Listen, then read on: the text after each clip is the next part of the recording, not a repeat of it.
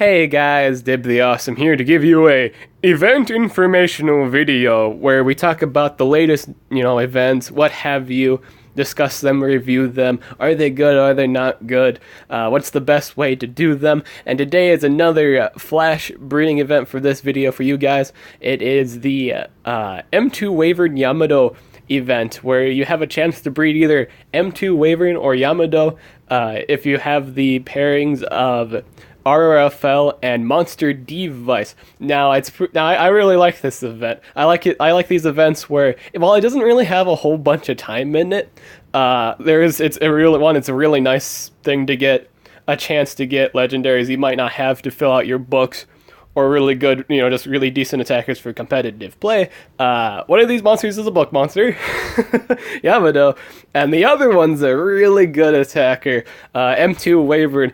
Well, it doesn't have the best trait, and I don't remember it having a good trait. I think it was I actually have him myself here. I do believe he has magnetism, yeah. Horrible trait, but its moves are really good. It has a 65 damage skill. All of its moves are, labeled as, just whatever, 30, this does 30 damage, it's 30 damage AoE, 8 MS 80, that's an 80 damage skill. It's one of the few monsters in this game with a special based 80 damage skill. This hits so hard. It's such a good damage dealer, but it's one of those monsters with the worst traits in the entire game. Really, really bad trait, but it's a really good damage dealer. In the realm of traits, you can't, if it doesn't have a trait, you can't necessarily put it on defense, but that does not mean you can't use it on the attack. This is a good attack-using monster. It does a lot of base damage. In terms of single target hits, and usually single target damage is the most reliable damage in terms of making sure it doesn't miss. Let's say if you're in a situation where you don't have precision up, ideally if you use a single target skill, it's more than likely to land, and this guy has really strong single target skills, a spammable 65 and an 80 skill that's on a 2-turn cooldown. Relatively low, cooldown, and it's a really high base damage skill. Very few monsters have this 80 base skill. It's crazy. The only monsters I can really think of at the moment that has anything beyond 80 damage is Barbatos's 90 damage skill. 80 damage is really, really, really high. It's really good. This event, I will say, is really good if you have Monster Device and you have RRFL. That's really good for you. If you have both of these monsters, I'm going to advise, don't use it in the same pairing. If you have the Gallante family, use them. This event does allow you to use the Gallante family, and there's a really neat thing about this one. You can substitute for either or. So if you have Gallante, here, I'll pull it up here. I have it open up already. If you have Gallante, you can sub RFL for it and use Monster Device in that combination, or you can use Violet instead of Monster Device and then with RRFL. Essentially, you have two chances to breed it, even if you don't have two of each kind of monster, like 2 RFLs and 2 Monster Devices. You don't need 2 of those monsters. You can use one of those monsters with the sub pairing. As you can see here, I think this is the most efficient way. As you can see here, I have one going right here and one going right here. And yes, both of them are 9 hours long, which means they're both legendaries. And guess what? Both legendaries they are. M2 Wavered. I tell you, it's the year of 2s. I'm kidding. If you ever watched any of my videos lately, or me talking about it, I keep getting things with 2s. I got 2 locked ruined monsters from that, the 3rd phase of that breeding event. The 2, main available ones, like Cloud and Kihaku, they both had 2 locked rune slots. For that Yamato, I had 2 open slots, and it's just a bunch of weird stuff. It's Illuminati confirmed, and it's funny. And it's even funnier because RFL is in this event. I'm telling you, it's 2, man. It's the month of 2s. And it's really cool. Now I'm going to have 2 M2 Waverns, in the hatchery. And that's going to be really cool. I do want to pick up, even if you do get Yamato in this event, it's not necessarily a bad thing. Like I said before, it's a good book monster. I think he has in quite a few books, so he's really good for completing the chapters. I think he was meant to complete 6, yeah. Straight up 6. I have, like, if I can get Yamado in this event, I basically have this chapter done, and I am one step closer to getting the Keeper, because you get 14 cells from this chapter alone, which is really good. So that means I'll have enough to craft Keeper. So keep in mind, if you don't have Yamado, pick him up, because everything else here that's at the moment, Exoskill is in the shop. And if you have all the other monsters in this book, you can basically complete this chapter. Again, getting Yamado isn't necessarily a bad thing, because it fills out the book. I would say if you get like an old school monster, again, it's really good for completing the books. You didn't even have to spend any gems on it or war coins or anything. You just have it done, and that's good. I was kind of bummed out I didn't get it for the Japanese dojo event. He was available during that, and I didn't get him, but I have a chance to in this event, which is really good. As far as I'm concerned, you don't even need to bomb any gems in this event. You shouldn't have to use any. I will say just do it casually, unlike the other ones, and see what luck gets you from there. I wish I knew this ahead of time. I didn't know this event was going to be out today. I would have prepared for it. I've been busy today, to be honest.